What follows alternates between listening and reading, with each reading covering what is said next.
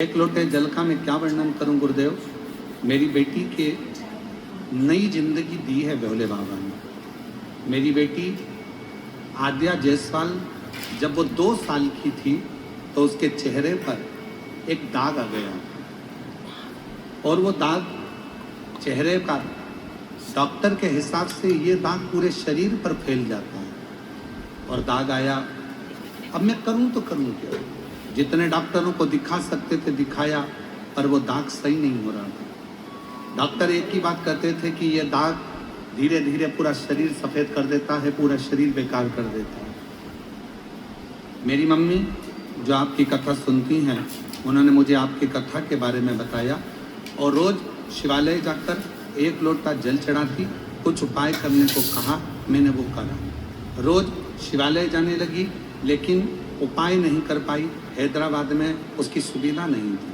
फिर अचानक किसी कारण मेरा पति का मेरे को मायके जाने का मौका मिला और वहाँ पर हमने ये उपाय किया। पूर्णिमा की रात्रि को गाय का आपने कहा था कि बछड़ा जब दूध पिए, दूध बछड़े के मुख पर आ जाए, उस फेन को चम्मच में निकाल लो और जहाँ सफ़ेद दाग हो गया है या शरीर पर दाग हो गया है वहाँ उस दूध को पूर्णिमा की रात्रि को लगाओ। रात्रि को थोड़ी देर लगाने के बाद चंद्र की रोशनी में रखने का शिव जी के नाम का श्री शिवाय नमस्तुभ्यम का उच्चारण करो और फिर स्नान करा दो। हमने हमारी बेटी के साथ में वही पूर्णिमा वाला उपाय किया और बाबा की कृपा से आज मेरी बेटी का पूरा शरीर मात्र 15 दिन के अंदर ही ठीक हो गया। मैं बाबा को यहाँ प्रणाम करने, मैं शिव को नमन करने। एक पत्र और बड़ा सुंदर है।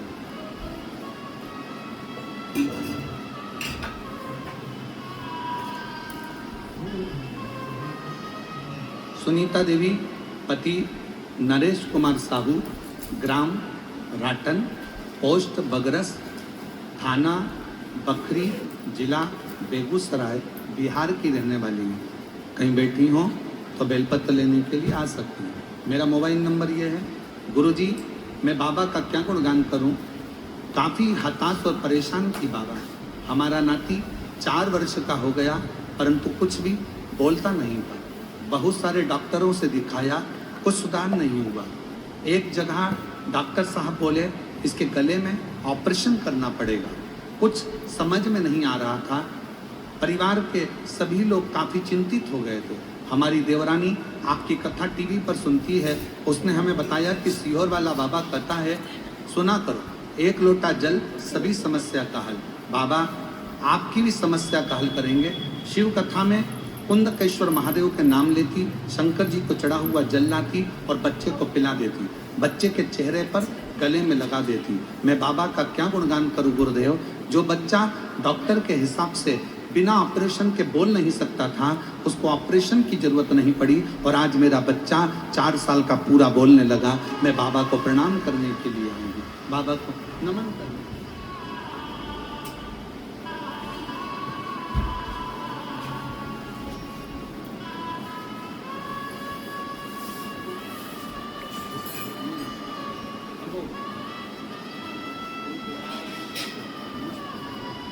प्रणाम करो।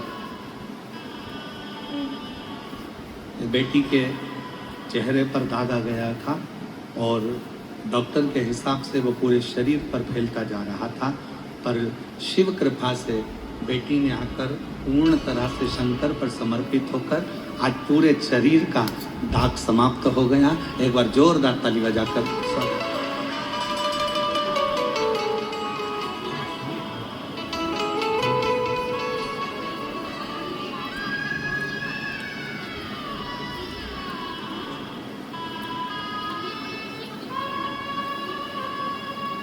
ये बालक 4 साल तक बोलता नहीं था और पशुपति व्रत और बाबा के भजन से आज पूर्ण तरह से बोलता है। एक बार जोरदार ताली बजाएं साथ में।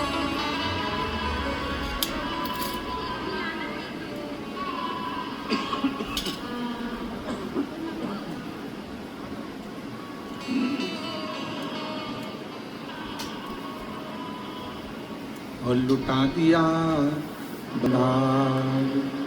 काशी वाले ने कर दिया माला,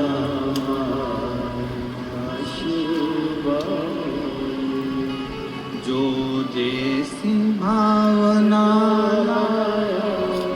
वो वैसा ही फल पाया, नहीं खाली उसे लौटाया, वो मन ही मन हर्षाया, और कर दिया माला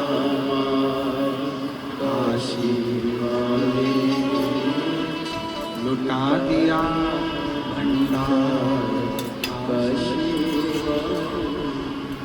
शिवपति आश्रित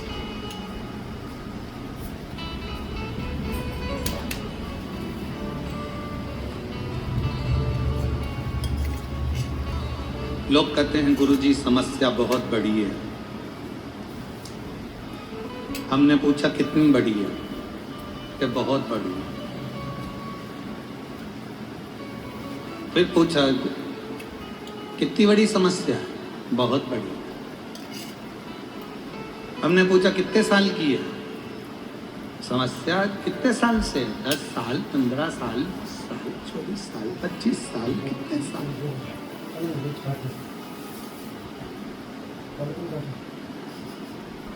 कहा गुरुजी बहुत समस्या, बहुत बड़ी समस्या। हमने कहा समस्या कितनी भी बड़ी हो, कैलाश पर्वत पर बैठने वाले महादेव से बड़ी नहीं हो सकती है, वो उसके चरणों की रज है।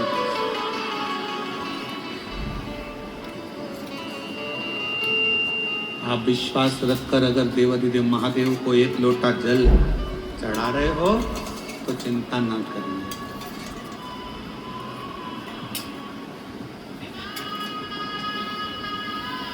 आप शिव को आश्रित होकर शंकर की शरणागति लेकर उसको भज रहे हो।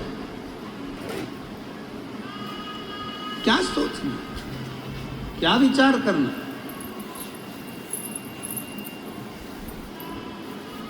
महाराज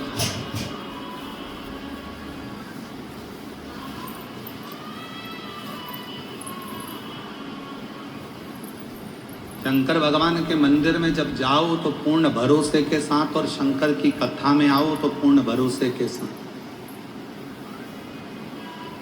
हम आपसे भी कहेंगे, और जो 1 मई से 7 मई जयपुर में विद्याधर नगर स्टेडियम में, जो जयपुर की पवित्र भूमि पर कथा होने वाली है, 1 मई से 7 मई दोपहर में 1 बजे से 4 बजे तक, हम जयपुर के भक्तों को, उनके आसपास के भक्तों को भी यही कहेंगे कि जयपुर की कथा में अगर आप आओ तो बाबा के विश्वास के साथ आना कि मैं 7 दिन में कुछ ना कुछ लेकर मेरे बाबा के दरवाजे से जाऊंगा।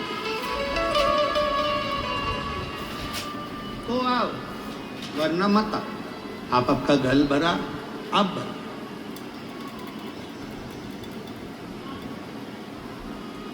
आश्रित होकर जाओ। एक पत्नी का सबसे बड़ा क्रम है वो अपने पति को बल दे। सीखो भगवान शंकर की कथा से।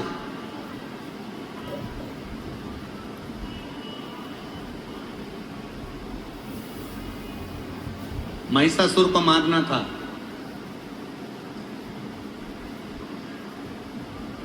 महिषासुर को मारना है। देवताओं ने एकत्रित होकर विचार करा कि इसको मारेगा कौन। कहा इसको वही मार सकता है, इसने वर में मांगा है कि मैं किसी स्त्री के हाथ से मरूं। तो इतने में भगवान ब्रह्मा जी बोले कि, भगवान विष्णु बोले कि ये काम करो ब्रह्मा जी, तुम्हारी धर्मपत्नी ब्रह्माणी को कह दो कि वो महिषासुर को मार दो। ब्रह्मा जी बोले मेरी पत्नी ब्रह्माणी महिषासुर को नहीं मार सकती। क्यों? क्योंकि ब्रह्माणी ने मुझे श्राप दिया है कि पूरी पृथ्वी पर मैं केवल एक जगह पर पूजा जाऊंगा, वो पुष्कर की भूमि है। ब्रह्माणी का मुझे श्राप लगा है। पत्नी अपने पति को अपशब्द कर रही है तो धर्म पत्नी कैसे महिषासुर को मार सकती है? तो ब्रह्मा जी ने कहा भगवान विष्णु से, आप लक्ष्मी जी से कह दो कि महिषासुर को मार दे। भगवान विष्णु ने कहा लक्ष्मी महिषासुर को नहीं मार सकती, क्योंकि लक्ष्मी ने मुझे श्राप दिया था कि घोड़े का मुंह लगेगा। जब वो सुंदर तैयार हो रही थी, मैं उसको देखकर हंस दिया, हंसा तो लक्ष्मी जी ने मुझे कह दिया कि तुम मुझे देखकर घोड़े जैसे हंसे हो, इसलिए तुम्हें घोड़े का मुंह लगेगा। तो लक्ष्मी भी महिषासुर को नहीं मार सकती। तब भगवान ब्रह्मा और भगवान विष्णु ने कहा, शंकर भगवान आप पार्वती जी से कहो, पार्वती जी महिषासुर को मार सकती हैं, क्योंकि पार्वती जी आज तक शंकर भगवान से ऊंचे स्वर में बात नहीं करी है। पार्वती ने अपने अखंड सौभाग्य से सम्मानजनक बात करी। भगवान शंकर बोले मेरी पत्नी को तो क्रोध ही नहीं आता। शिवजी बोले मेरी पत्नी को गुस्सा नहीं आता। भगवान विष्णु ने कहा कुछ भी करो पर पत्नी को गुस्सा तो दिलाना पड़ेगा, चाहे कुछ भी हो जाए। तो शंकर भगवान कहने लगे मैं प्रैक्टिकल करके देखता हूं, तुम बताओ कि गुस्सा कैसे दिलाएं। तो कहा कि तुम बस पार्वती जी के सामने तुम अगर पत्नी को गुस्सा दिलाना है तो उसके बाप को बखानो, उसके पिताजी को बखानो, ठीक है। अब भगवान शंकर गुफा में गए, पार्वती जी ने भोजन दिया। शिव जी भोजन करते करते बोले री पार्वती गजब की बात है, तेरे बाप भी बड़ा गजब था, इतना करोड़ों का धन होने के बाद भी उसने कन्यादान में 1 रुपया नहीं दिया। पार्वती जी मुस्कुराती रही, अरे कम से कम सोफा देता, अलमारी देता, फ्रिज देता, कूलर देता, वॉशिंग मशीन देता, इतना सारा सामान देता। तो इतने में पार्वती जी बोली मेरा बाप तो सब करूं। फिर भगवान ने बात पलटी और बात पलटकर भगवान शंकर ने कहा री पार्वती तेरा अगला जन्म हुआ था सती का, तू अपने पिता दक्ष प्रजापति के यहाँ गई थी, तेरे बाप ने तेरा सम्मान नहीं करा, आखिरी में तुझे जलकर भस्म होना पड़ा। इतने में तो पार्वती को आ गया क्रोध, बाहर निकली बर्तन रखने के लिए, सामने था महिषासुर और देखकर हंस दिया। इतने में तो जगदम्बा टूट पड़ी उस महिषासुर के ऊपर। अब क्या सीखे इस कथा में? इस कथा से क्या सीखे तू? कि झगड़ा किसका हो रहा था? जम के बोलो, पति और पत्नी का। बीच में कौन आ गया? महिषासुर। तो मेरा निवेदन है जब भी पति पत्नी झगड़ा करे, आपस में लड़े, सास और ससुर से निवेदन है तुम बीच में कभी नहीं।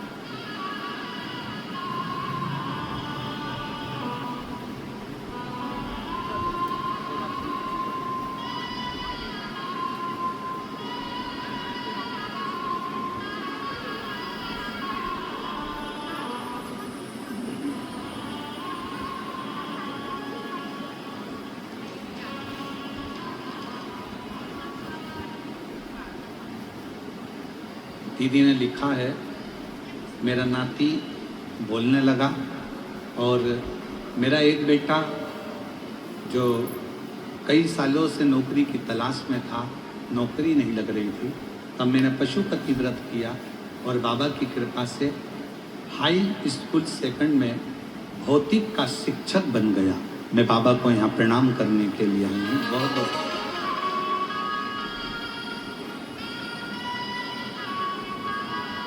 शिव कथा कर रहे।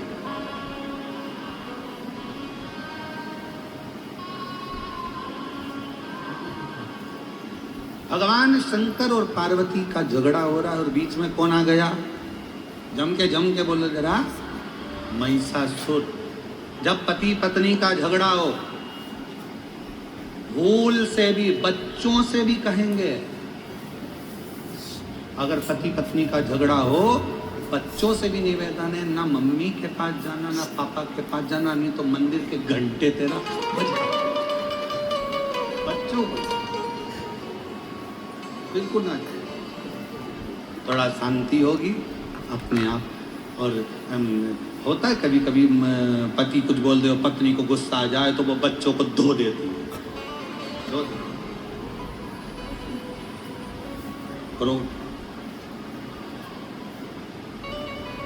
कथा कह रही है, भगवान शंकर का संवाद कर रहा है कि शिव तत्व कह रहा है। पत्नी अपने पति को ये विश्वास दिलाए कि तुम्हें चिंता मत करो, तुम्हें टेंशन लेने की जरूरत नहीं। क्यों चिंता करते, किस लिए? आप उस पर भरोसा रखो जरूर।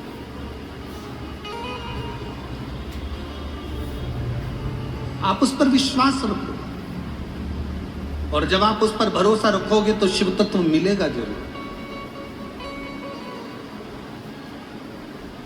एक बहन है जो कथा में आई है और घर से संकल्प लेकर निकली थी कि मैं कथा श्रवण करने के लिए जाऊंगी।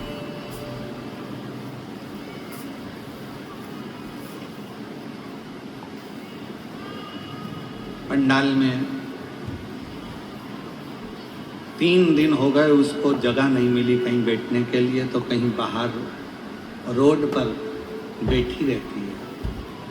और उसकी एक ही ललकता है कि किसी भी तरह से एक बार गुरु जी को देख लूं और व्यासपीठ को नमन कर लूं। महाराज,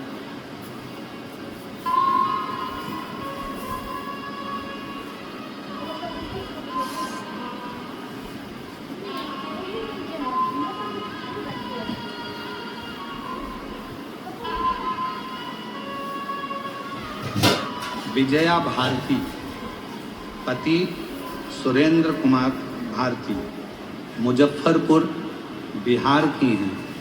कहीं बैठी हों तो वो एक व्यासपीठ पर जरूर आएं, क्योंकि 3 दिन से इस महिला ने एक अन्न का दाना नहीं खाया है। जब तक शिव का दर्शन ना कर लूं तब तक कुछ पाऊँ ना। इसलिए मेरा निवेदन है, जहाँ बैठी हैं वो जरूर आएं और बाबा की अविरल भक्ति को हम तो कहेंगे। हमने बच्चों से कहा था उनको आगे ला के बिठा देना, क्योंकि इतने दिन से वो नियम लेकर आई है। अच्छा, उधर बैठी है। हम बच्चों से कहा था कि उनको पंडाल में ले जाकर बिठा दें। इतने दिन से बाहर बैठ रही थी, दर्शन नहीं मिल रहा। दर्शन, शिव कथा कर रही है, एक विश्वास कर रहा है।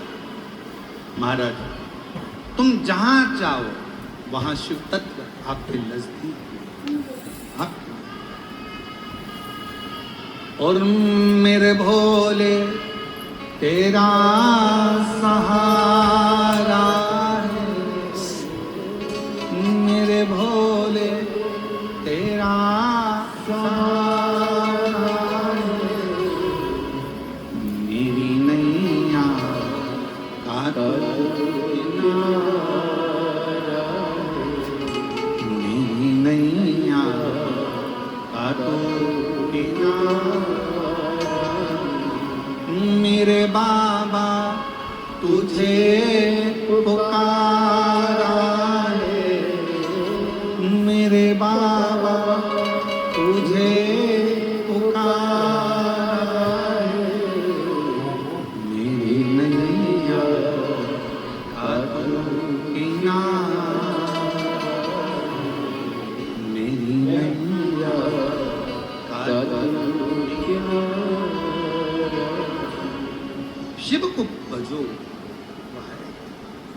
और होके नंदी पे सवार, सुन के भगतों की पुकार, श्रीनगरी